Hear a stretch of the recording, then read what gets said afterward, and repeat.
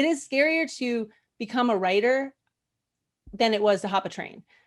If you were to Yeah. ask me, like, you know, No, right? I Because it's believe you. I believe vulnerable. you 100% because it's so much of your heart. This is like, 60, I don't know how long it took to hop a train, but you can get off the said train anytime.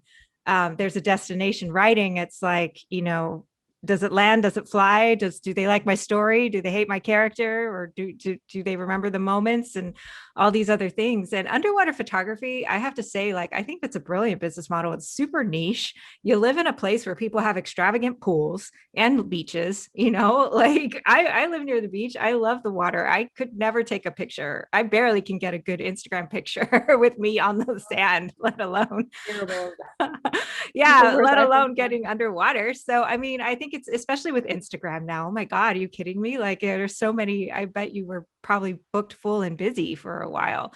So, I actually think that risk is amazing, and how and this is another thing why I think beginners or people who are starting something new, like you started from scratch, beginners do see more possibilities out there for them versus someone who knows the market really well or someone who's just, been in the space for a long time. So, yeah.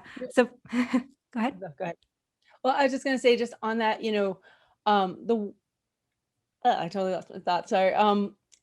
When one thing I learned, like from the film industry, where I knew no one at all upon moving to New York, I'd graduate, like, and I ended up doing that, and then I went photography, and then writing. But one thing I realized is, no matter what you do, you put so much time and energy and heart into it, and you do learn so much. You do learn so much by just doing that.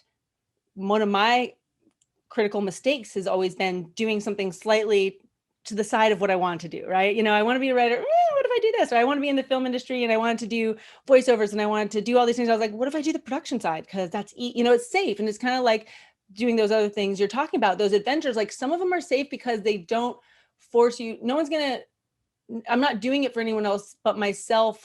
Like, if you're doing a physical adventure, no one's going to know, no one's going to be like, oh, you didn't complete section 10 of that thing, right? That's just on me. But failing at something that you feel you love, like writing or something where you're putting yourself out there, is terrifying in its way.